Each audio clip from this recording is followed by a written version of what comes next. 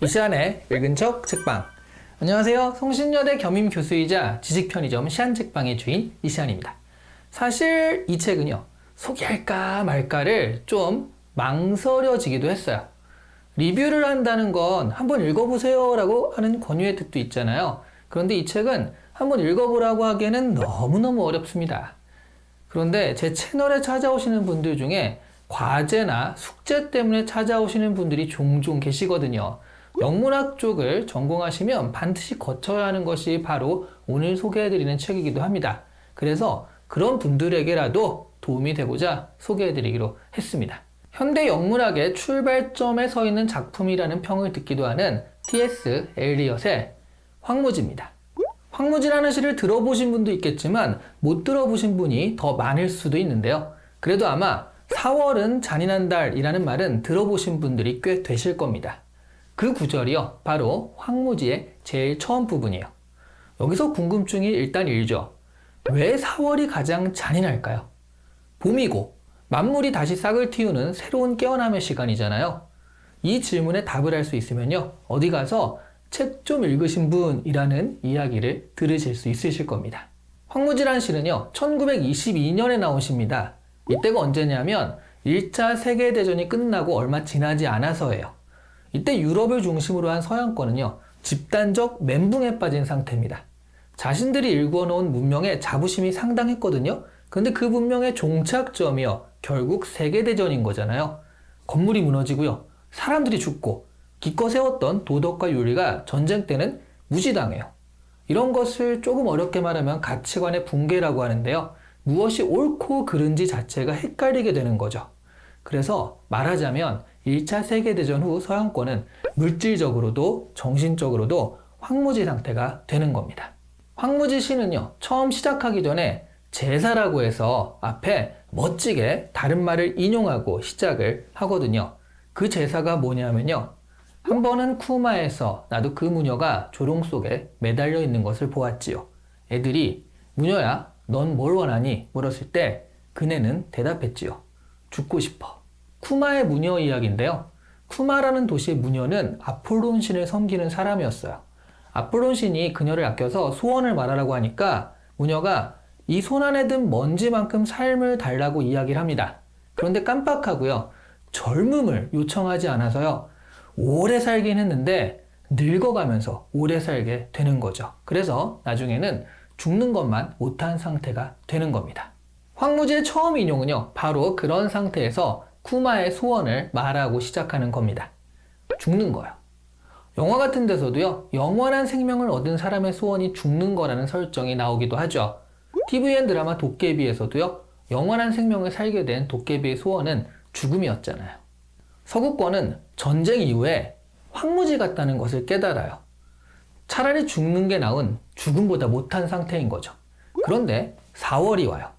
다시 새로운 생명이 탄생하고 시작을 하게 되거든요.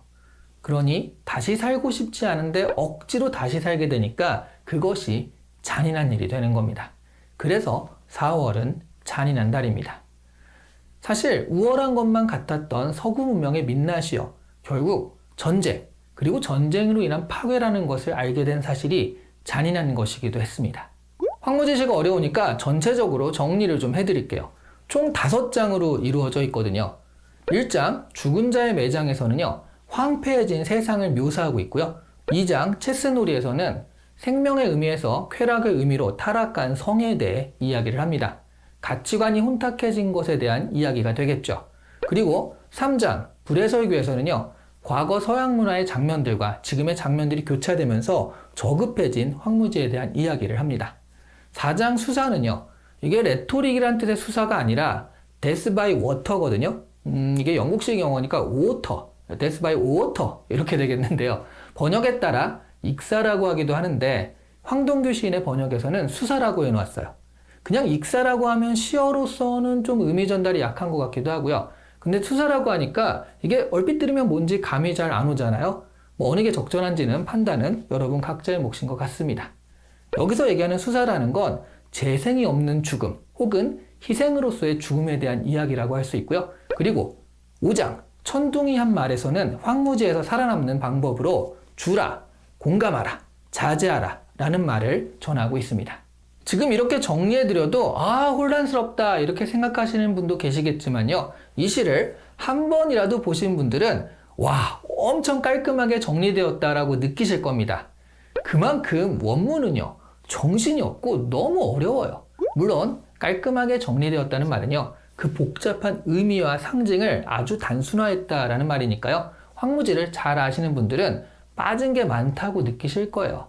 일단 그런데 그런 분들은 전 세계 한 0.1% 정도 되지 않을까 싶고요.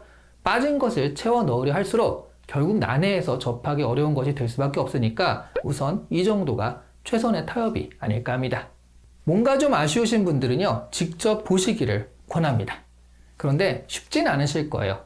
온갖 서양권의 신화, 전설, 고전, 심지어 그림까지 이런 내용들을 막 뒤섞어 놓고 있어요. 거기에다 형식적으로는요, 의식의 흐름이란 기법, 이런 소재를 의식의 흐름에 넣어버리니까 이게 꼬이고 뒤틀리고 갑자기 툭 튀어나오고 난리도 아닙니다. 이게 웬만한 참을성 가지고는 한 줄 나가기도 힘들어요. 사실 저도 3번 시도했거든요. 2번은 잠들고 마지막 3번째 다 읽는데 성공을 했습니다. 그것도 사실은 방송 때문이에요.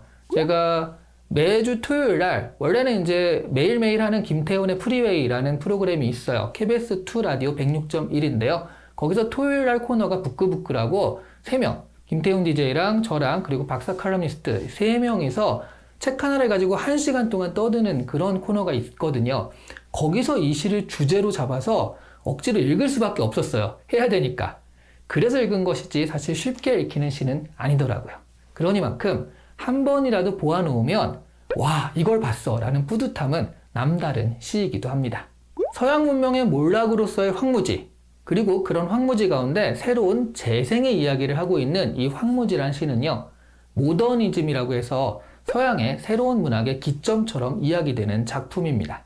그래서 영문학도 같은 경우에는 반드시 거쳐야 하는 관문으로 되어 있죠.